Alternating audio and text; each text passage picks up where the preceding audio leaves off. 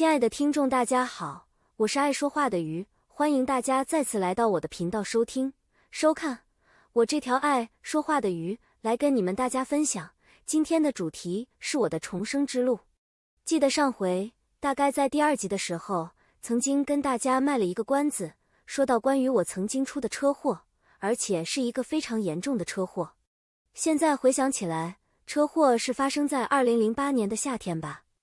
现在都2024年了，所以也已经16年了。这场车祸蛮严重的，使得我的左脚严重性的粉碎性骨折。而在车祸的5年后，做了一个很重大的决定，在这5年当中，一直的复健、清创，反复来来回回的在医院医疗，为了要挽救这条腿，但却也因发炎而使得医生将我的右脚神经、血管，甚至皮肤、肌肉等补救到我的左脚做修复。在一开始住院的那一段期间，从一开始约1至2个月的加护病房，后转普通病房，就大概花了将近4个月的日子，一直的都住在医院里。好一段漫长的日子呢。因为伤口真的很严重，甚至我的左膝盖也都骨折，小腿骨头碎裂，甚至打了外固定支架固定我的膝盖。所以就在台中的荣民总医院住了近4个月之久。在这里跟大伙儿说说我在医院的经历。开完刀事后，我听医生也听家人说，当天开刀的时间大概就花了10个多小时的时间，所以是严重的。住加护病房时，医护人员甚至担心我爆血管，一直 stand by 紧急的看守着我。那时刚开完刀，可能麻药还没有完全褪去，整个人是昏昏沉沉的，甚至医生认为我不该耐磨早就使我恢复清醒状态，所以让我很长的一段时间是在半昏迷的状态中。但我隐隐约约的都可以听到旁人的说话声，那些医护人员的谈话内容，甚至常常叫饮料外卖，甚至50兰的饮料店家。也就是从那个时候开始，我知道了台中有50兰的。因为在昏迷中一直听到医护人员经常叫外卖、叫茶饮的，后来也才知道50兰好像就是从台中开始的。一开始我所待的加护病房是开放式的，也就是很多人住在一起的那种。当我清醒后来看我的家人、朋友等等，甚至也有教会的朋友，虽然那时与教会还不太熟悉，我只认识一位老外，也就是大家都称呼他为葛老师的一位宣教士。反正很多人来，陆陆续续的前来探望我，我也大概都有印象，也还都记得。因为加护病房有很多的病患，大家都在一起，而当中可能有一位病患感染了一些病毒，会影响到其他患者。尤其我的伤口又是开放性的，不方便在那里继续待着，生怕我的伤口被感染，于是就把我转移到隔离的加护病房去了。那里的隔离加护病房内，我觉得还蛮不错的，一人一室，且还有电视，有着 VIP 贵宾室的感觉，每天也无法做啥，但却有电视可看，就是费用比较贵了些。于是呢，每天可以追剧、看韩剧，甚至当时正上演着一出叫做《住院医师凤达西》的韩剧，剧情是述说一位女住院医师的故事。加护病房内也有电话，那好笑的是呢，就是说因为当时我在加护病房喉咙插管好一段时间，而拔管之后，结果声音就变得沙哑了，整个声音就变了，不像我原来的声音。当时我就用那里的电话打电话给我一位很要好的高中同学，于是联络他，告知我是谁。我现在因为车祸人住在台中荣总，当时他听不出是我的声音，他就开始怀疑我到底是不是本人。我告知他，如果你不相信的话，你打电话去我娘家，问问我的母亲，我是不是真的出车祸了，住在台中这医院的。我说，我都没有跟你要钱，我也没有诈骗你钱。后来得知，他那一阵子被人家的诈骗电话骗了，但应该是没有被骗到钱，所以他就非常的警觉，怕我骗他钱。我就说，我又没跟你要钱。这就是那时发生的一段小小的插曲。后来他也就打了个电话到我娘家确认了，我确实发生了车祸，也住在台中的荣总加护病房。印象中他应该没有来医院看我，毕竟一趟路这么远。但我们是一直都是很要好的高中同学。哎，那在那个医院真的是住了近4个月的时间，真的是感谢我的家人，尤其是我的先生。他一边上班，一边前来医院照看我，因为他当时是早晚班轮着的，然后就会一下班就直接到医院来洗澡、换衣服，住在医院看顾我。当时我已经转到了普通病房，因为加护病房是不需要的，就这样子一直顾着我。到了将近4个月的时候，我就问医生说，医生啊，我是不是得待在这里过耶诞节呢？还好不用，在耶诞节之前我就出院了。我的朋友都说，你还真能待。我说，我也是没办法的呀，也只能如此啊。所以我感谢神，让我出了这一场车祸。虽然当时我还没有信主，但我真的觉得这确实是神所允许发生的事情。为什么说我感谢神呢？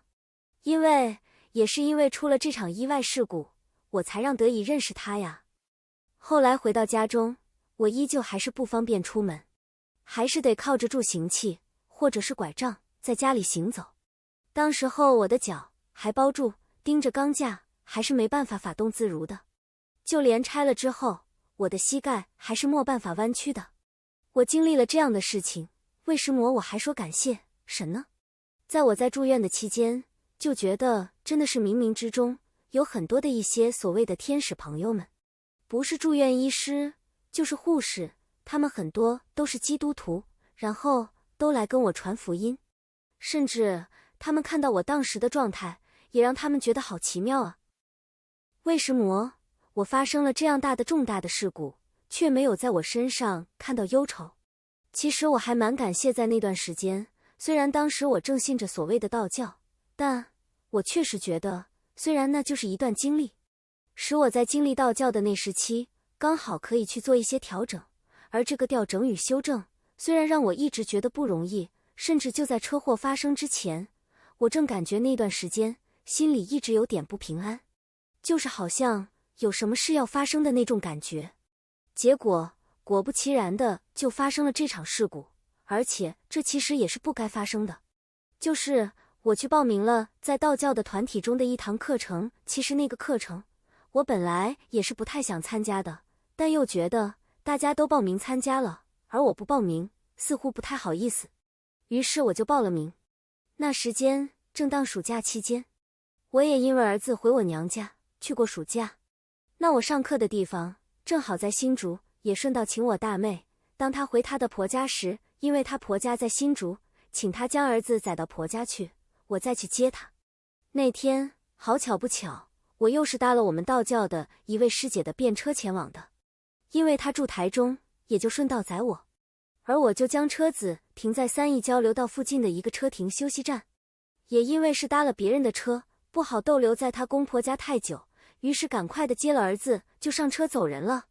而当回到休息站时，又得换驾驶我自己的车，当时又因为忍不住，因莫在亲戚家方便，于是就在休息站先小解了一下。说也神奇，我的车钥匙就从口袋掉了出来，不小心给掉落在了便池内，却又没掉入粪坑。于是上完厕所，就将车钥匙在洗手台上多冲洗了一会儿时间。也就是这多冲洗的时间，好死不死，一回头转身，砰的一声，一台轿车就迎面撞到了我的身上。幸好当时我的大儿子是站在我的右手边，我整个人就在那一瞬间的时间，很快的血液立刻的从头往脚下流光了的感觉，就觉得整个人都快昏了过去。而那驾驶人还吓到愣着不动，我就告诉他，请你把车子倒退去，我得躺下。他吓到，于是赶紧去把车倒退了，我才有办法躺了下来。那时候的我真的整个脚是麻的，不知他到底是撞了我的一条腿，还是2条腿都被撞到了。应该是当时的游客路人看到，赶紧报警叫了救护车，真的是感谢主。我的儿子没有被撞到，因为我在加护病房时发现到有一位小女生在那里嚎啕大哭着，